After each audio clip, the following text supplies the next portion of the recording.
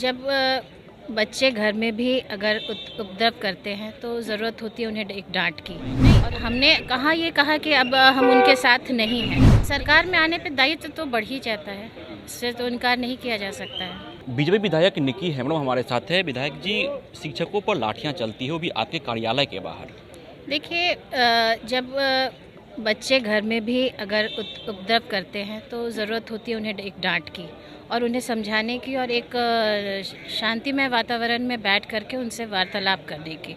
तो अगर किसी भी तरह का डिमांड है तो डेलीगेट के साथ बैठ करके उस पर चर्चा करके किसी निष्कर्ष पे पहुंचने की ज़रूरत है। जब आप विपक्ष में थी तो उस वक्त भी शिक्षक लोग हंगामा कर रहे थे, प्रदर्शन कर रहे थे, तो उस वक्त आप लोगों ने जिनका साथ दिया था, सत्र के दौरान ही आप लोगों ने पटना जाम कर दिया था। लेकिन जब आप सत्ता में आई तो इस तरह की कार्रवाई नहीं, हमने कहाँ ये कहा कि अब हम उनके साथ नहीं हैं। लेकिन आप चीज़ों को जब आप सरकार में है, दायित्व में हैं और कितने हद तक उनके डिमांड जायज़ है और कितने हद तक हम उनको पूरा कर सकते हैं, ये जब तक निष्कर्ष पे नहीं आएगा तो ये प्रेशर पॉलिटिक्स से तो बात नहीं बनेगी ना। आप बैठ के बात करें, उसके बाद जो निष्कर्ष हो वो निकालें। आप करीब कितने हद तक जायज़ है?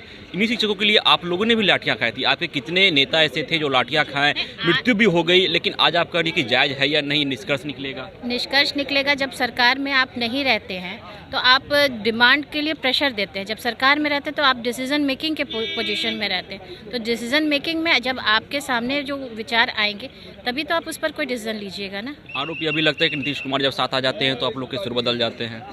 नहीं, सरकार में आने पे दायित्व तो बढ़ ही जाता है, इससे तो इनकार नहीं किया जा सकता है। क्या कुछ सत्र में आवाज़ उठाएंगे इसके ऊपर लेकर?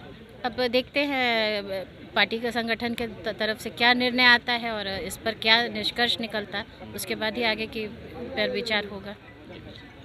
देखिए, निश्चित तौर पर नियोजित शिक्षक बीजेपी प्रदेश कार्यालय के बाहर अपना विरोध प्रदर्शन जता रहे थे और उनके ऊपर प्रशासन के द्वारा लाठियां चलाई जाती है।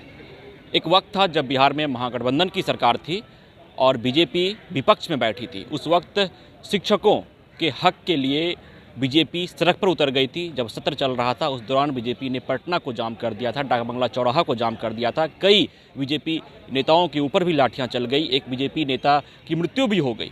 लेकिन आज जब एनडीए की सरकार बन गई है, बीजेपी सत्ता में आ गई है, आरजेडी, वामदल, कांग्रेस विपक्ष में चली गई है, तो जब शिक्षक आंदोलन कर रहे हैं, प्रदर्शन कर रहे हैं, तो उनके ऊपर लाठियां चलाई जाती है, वो भी उस जगह पर जहां बीजेपी का कार्यालय है। जी हां, बीजेपी प्रदेश कार्यालय के बाहर जब नियोजित शिक्षक प्रदर्शन करते हैं, आंदोलन करते हैं, तो उनके ऊपर लाठियां चलती है।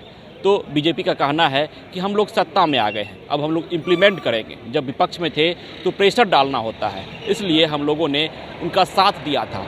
आज भी हम लोग उनके साथ हैं, लेकिन उनकी मांग कहां तक जायज़ है, पहले इस निष्कर्ष पर उतरना होगा, बैठकर बातचीत करनी होगी। विश्वजीत आनंद, फर्स्ट बिहार, पटना।